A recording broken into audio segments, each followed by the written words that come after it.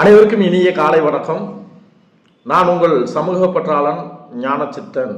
இன்றைய இளைஞர்கள் மனதில் நம்பிக்கையை விதைக்க வேண்டும் என்கின்ற நல்ல எண்ணத்தின் அடிப்படையில் நான் நாள்தோறும் நம்பிக்கை தத்துவத்தை வழங்கி வருகிறேன்.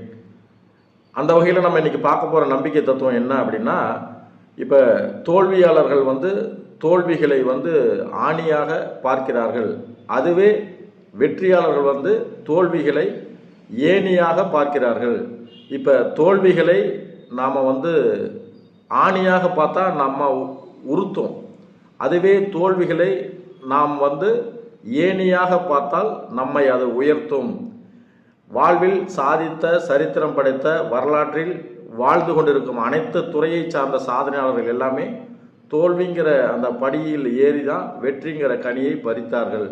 எனவே நீங்களும் வெற்றி பெற வேண்டும், உங்கள் வாழ்க்கையில் நீங்களும் சாதிக்க வேண்டும் என்றால் தோல்விகளை நீங்கள் ஆணியாக பார்க்காமல் ஏணியாக பார்த்தால் உங்களுக்கும் வாழ்வில் வெற்றி நிச்சயம்.